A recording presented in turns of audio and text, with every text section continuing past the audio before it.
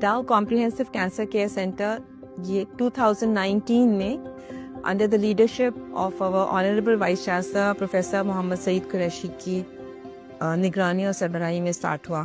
اگر آپ دیکھیں کہ نیوکلیر میڈیسن فیسلٹیز جہاں پہ ہیں وہ پاکٹس میں ہیں. کہیں پر گیما کیمرا لگا ہے, کہیں پر نیوکلیر کارڈیولوجی ہے, کہیں پر پیٹ سی ٹی اینڈ سائکلوٹرون. بٹ اگر میں اس فیسلٹی کی بات کروں جو اس کی یونیکنیس اینڈ اٹریکشن ہے کہ ایک دروازے سے آپ انٹر ہوتے ہیں تو you can have all the scope of the nuclear medicine services under the one roof. MR Linac کے نام سے ایک مشین ہے جو پاکستان میں اپنی نوعیت کی پہلی مشین ہے.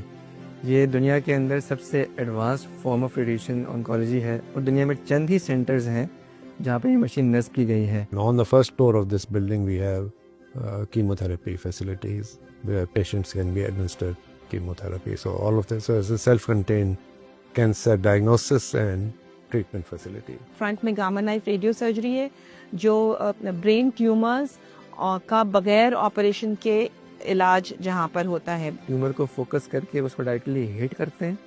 جو ڈوز ہے وہ ہم پریسائز ود ملی میٹر پریسیجن اینڈ ایکوریسی اس کو ہم ڈلیور کرتے ہیں اور اس کے نتیجہ یہ ہوتا ہے کہ پیشنٹ کو سائیڈ ایفیکٹس کم سے کم آتے ہیں اور پیشنٹ کی زندگی آگے اچھی گزرتی ہے. پورے پاکستان سے لوگ آتے ہیں.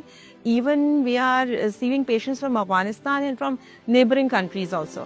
DHS will be the pioneer to start the PET cardiology services in near future. میرے خیال سے general improvement in the university ایک تو وہ ہے اور پھر یہ کینسر کی فیسلٹی.